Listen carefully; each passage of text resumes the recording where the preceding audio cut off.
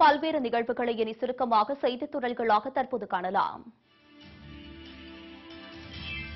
ராஷ்டிரிய ஜனதா தள தலைவர் லாலு பிரசாத் யாதவ் மீது அமலாக்கத்துறை இன்று திடீரென புதிய வழக்கு போட்டுள்ளது பரபரப்பை ஏற்படுத்தியுள்ளது.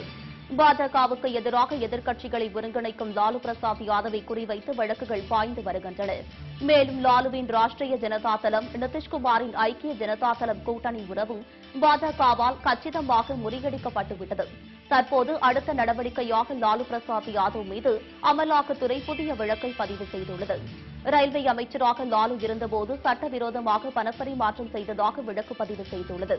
அண்மையில்தான் லாலு ரயில்வே அமைச்சராக இருந்தபோது ஹோட்டல்கள் ஒதுக்கீடு செய்ததில் முறைகேடு நடந்ததாக வழக்கு பதிவு செய்யப்பட்டது குறிப்பிடத்தக்கது.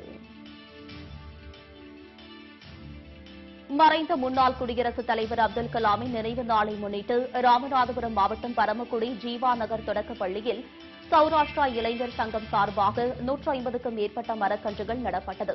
மேலும் இந்தியாவின் வளர்ச்சியில் அப்துல் கலாம் சேவைகளையும் மாணவர்களின் முன்னேற்றத்தில் அவர் ஆற்றிய தொண்டினையும் நினைவு கூர்ந்து அவரது திருவுருவப் படத்தின் முன் பள்ளி மாணவர்கள் உள்பட அனைவரும் மௌன அஞ்சலி செலுத்தினர். நாகை மாவட்டம் தரங்கம்பாடி தாலுகா செம்பனார் கோவிலில் பாரத பிரதமர் பீம யோஜனா பயிர் காப்பீடு திட்டத்தின் கீழ் விவசாயிகளுக்கு ஆலோசனை முகாமை நாகை மாவட்ட ஆட்சியர் திறந்து வைத்தார். இதன் பின்னர் பயிர் காப்பீட்டிற்கான மனுவினையும் விவசாயிகளுக்கு ஆட்சியர் வழங்கினார். இந்நிகழ்ச்சியில் ஏராளமான விவசாயிகள் கலந்து கொண்டனர். கட்டிட ஒப்பந்த பணிக்கு டெண்டர் வழங்க உயர்கல்வித்துறை அமைச்சர் கே.பி. அன்பழகன் 12 கோடி ரூபாய் லஞ்சம் கேட்டதாக தொடரப்பட்ட வழக்கில் அவருக்கு உயர்நீதிமன்றம் நோட்டீஸ் அனுப்பியுள்ளது. கிருஷ்ணகிரி மாவட்டம் பாவக்கால் கிராமத்தைச் சேர்ந்தவர் வெங்கன். இவர் தாக்கல் செய்த வழக்கில் இந்த உத்தரவு பிறப்பிக்கப்பட்டுள்ளது. கன்னியாகுமரி மாவட்டத்தால் டெங்கு காய்ச்சல், பன்றிக் காய்ச்சல் என நோய்கள் பரவியுள்ளதாகவும் தொடர் மரணங்களால் மக்கள் பீதியில் உள்ளதாகவும் அதனை தடுக்க நடவடிக்கை எடுக்காத மாவட்ட நிர்வாகத்தையும் சுகாதாரத்துறையையும் கண்டித்தும் டெங்குவால் இறந்தவர்கள் குடும்பத்தினருக்கு 5 லட்சம் ரூபாய் இழப்பீடு வழங்கக் கோரியும் இந்திய கம்யூனிஸ்ட் கட்சியினர் நாகர்கோவில் நகராட்சி முன்பு கையில் வேப்பிலைகளுடன் ஆர்ப்பாட்டத்தில் ஈடுபட்டனர்.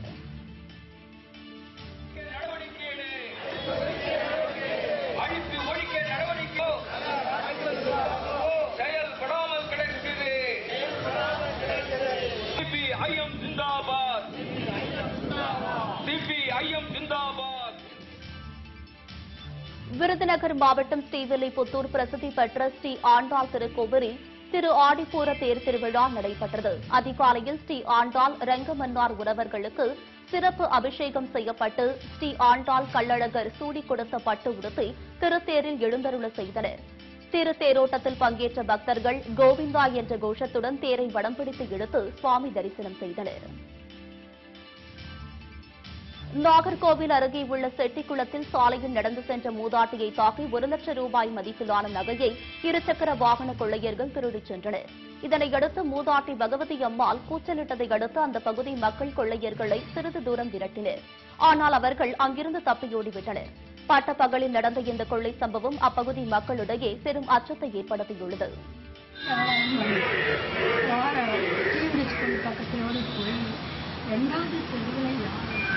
பின்னாடி பைக்கில் வந்து 2 பேர் இறங்குறதும் போனால் நல்லா இருக்குது.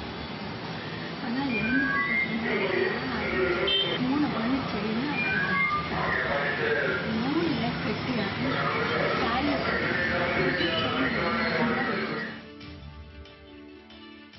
முன்னாள் குடியரசுத் தலைவர் அப்துல் கலாம் உருவப்படத்திற்கு விழுப்புரம் தேமுதிக அலுவலகத்தில் மாவட்ட கழக செயலாளரும் முன்னாள் சட்டமன்ற உறுப்பினருமான எல். வெங்கடேசன் மாலை அணிவித்து மலர்தூவி அஞ்சலி செலுத்தினார். இதில் தேமுதிக நிர்வாகிகள் ஏராளமானோர் கலந்து கொண்டனர். கன்னியாகுமரி மாவட்டத்தில் டெங்கு உள்ளிட்ட காய்ச்சலால் தொடர் மரணங்கள் ஏற்படுவதாக கூறி இந்திய கம்யூனிஸ்ட் கட்சியினர் நாகர்கோவில் நகராட்சி முன்பு கையில் வேப்பிலைகளுடன் ஆர்ப்பாட்டத்தில் ஈடுபட்டனர். டெங்கு உள்ளிட்ட காய்ச்சலுக்கு இதுவரை 7 பேர் உயிரிழந்த நிலையில் நாகர்கோவில் நகராட்சியும் சுகாதாரத்துறையும் அலட்சியமாக செயல்படுவதாக அவர்கள் குற்றம் சாட்டுகின்றனர். மேலும் தமிழக அரசு இறந்தவர்களின் குடும்பத்தினருக்கு தலா 5 லட்சம் ரூபாய் இழப்பீடு வழங்க வேண்டும், டெங்குவால் பாதிக்கப்பட்டு மருத்துவமனையில் அனுமதிக்கப்பட்டுள்ளவர்களுக்கு முறையான சிகிச்சை அளிக்க வேண்டும் உள்ளிட்ட கோரிக்கைகளை அவர்கள் வலியுறுத்தினர். விழுப்புரம் திண்டிவனம் பகுதியில் நகை பறிப்பு சம்பவங்களில் ஈடுபட்ட 2 கொள்ளையர்களை கைது செய்த போலீசார் அவர்களிடம் இருந்து 43 சவரன் நகைகளை பறிமுதல் செய்தனர்.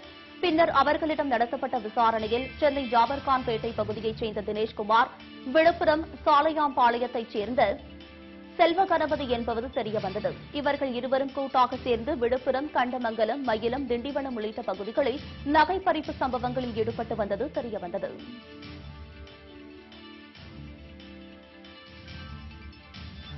திருப்பூரில் கல்லூரி மாணவர்களிடையே ஏற்பட்ட கோஷ்டி மோதலை அடுத்து 4 பேரை காவல்துறையினர் கைது செய்தனர். முதலிப்பாளையத்தில் உள்ள சிட்கோ வளாகத்தில் தனியார் கல்லூரி செயல்பட்டு வருகிறது. இக்கல்லூரி மாணவர்களிடையே அடிக்கடி கோஷ்டி மோதல் ஏற்படுவது வழக்கம். இந்நிலையில் 1ஆம் ஆண்டு மாணவர்களை வரவேற்பதில் மாணவர் முகமது தாகிர் தாக்கப்பட்டார். இது தொடர்பாக 4 பேரை போலீசார் கைது செய்தனர். முன்னாள் குடியரசுத் தலைவர் அப்துல் கலாமின் 2ஆம் ஆண்டு நினைவு நாளை முன்னிட்டு பள்ளிக்கரணை காவல் ஆய்வாளர் சிவக்குமார் மாணவ மாணவிகளுடன் மலர்தூவி மரியாதை செலுத்தினார். அப்துல் கலாம் போன்ற மாணவர்கள் லட்சிய கனவோடு படிக்க வேண்டும் என்றும் கலாமின் கனவை நிஜமாக்க அனைவரும் செயல்பட வேண்டும் என்று சிவக்குமார் அறிவுரை வழங்கினார். இந்நிகழ்ச்சியில் பள்ளி ஆசிரியர்கள், காவல்துறை அதிகாரிகள், பொதுமக்கள் மற்றும் மாணவ மாணவிகள் பலர் கலந்து கொண்டனர்.